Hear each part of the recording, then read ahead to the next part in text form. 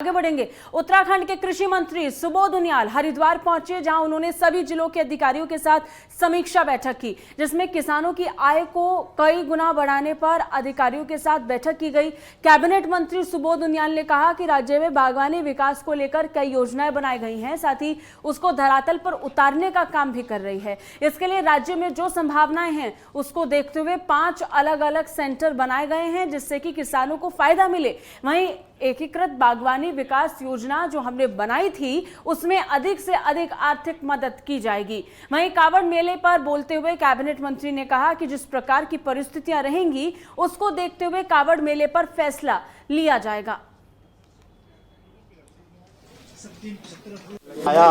इस राज्य में उद्यान के क्षेत्र में खासकर जो बागवानी का क्षेत्र है उसमें बहुत बड़ा पोटेंशियल है और विगत कुछ वर्षों में क्योंकि उद्यान के क्षेत्र में जो संभावनाएं थी उनको धरातल पे उतारने के लिए कोई बहुत ज़्यादा काम नहीं हो पाया। आर्थिकी को मजबूत कर सके इसके लिए कई योजनाएं और नई हम लोगों ने कोशिशें की, तो वही उन्हीं नई योजनाओं को किस तरह धरातल पे शीघ्र उतार करके किसान की आय को दोगुना किया जा सकता है, उसको लेकर के आज ये बैठक हुई थी, जिसमें पूरे प्रदेश के सभी उद्यान अधिकारी और निदेशक उद्यान और जॉइंट डायरेक्टर उद्यान को हरिद्वार में बुलाया गया ताकि इस पवित्र नगरी से एक संदेश जाए।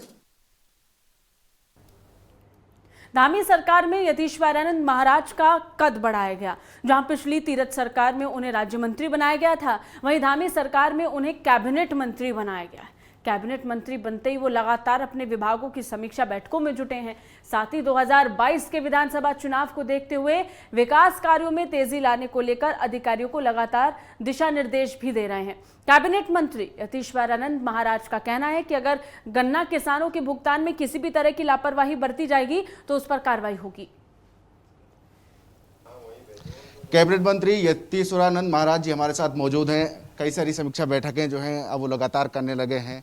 सर, कम समय बचा हुआ 2022 के विधानसभा चुनाव से पहले जो है ये सारे विकास कार्य जो है वो करने हैं। बड़ा जिम्मा आपके पास ग्राम विकास का दिया गया है, गन्ना का दिया गया है, गन्ना उद्योग का दिया गया है, चीनी उद्योग। किस तरीके से देखते हैं, किस तरीके से काम हो रहा है? आज भी आपने समीक्षा बैठक की है, कैसे देख रहे हैं?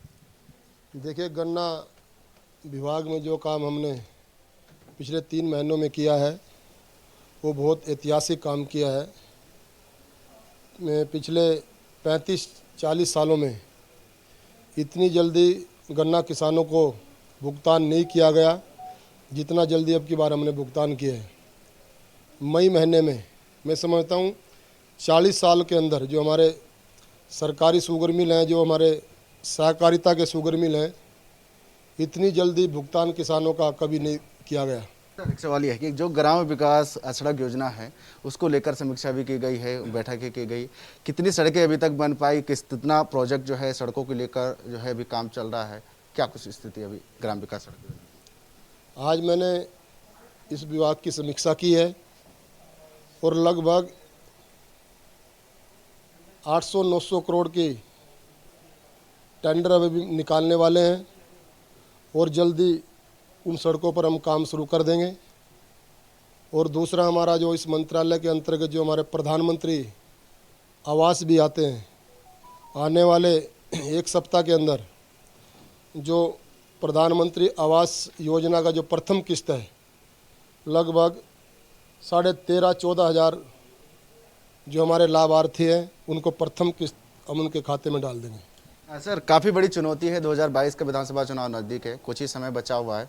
ऐसे में जो विकास कार्य हैं, जो योजनाएं हैं, किस तरीके से धरातल पर उतरे, इसके लिए कुछ रोड मैप अभी तैयार किया गया कुछ? मैं समझता हूँ 2017 के चुनाव में जो हम गए थे, जो वादे हमने जनता से किए थे, उन सभी वादों को हम पूरा करेंगे। चुनाव में जाने से पहले माननीय तीरथ सिंह जी ने भी इन 3 महीनों के अंदर बहुत अच्छी योजना लागू की है। और दूसरा, जो हमारे जो त्रिवेंद्र जी थे, पिछले 4 सालों में भी उन्हें बहुत सारे ऐतिहासिक काम किए हैं। और जो वर्तमान में हमारे मुख्यमंत्री हैं माननीय पुष्कर सिंह धामी जी, और मैं अपने राष्ट्रीय नेतृत्व को धन्यवाद देता हूं, उनका स्वागत करता हूं, माननीय प्रधानमंत्री जी का और माननीय राष्ट्रीय अध्यक्ष जी का, माननीय अमित शाह जी का और अपने पूरे राष्ट्रीय नेतृत्व का। धन्यवाद सर हमसे बात करने के लिए। तो ये थे कैबिनेट मंत्री यतीश्वरानंद महाराज जी, जिनका कहना है कि जो गन्ना किसान का जो भुगतान है वो साफ तरीके से जो है वो कर दिया गया है। जो ग्राम विकास सड़क योजना है उस पर जो है वो काम किया जा रहा है, लेकिन चुनौती काफ़ी है। लेकिन उसके बावजूद भी 2022 के विधानसभा चुनाव में आप पूरी तरीके से जो है वो तैयार हैं।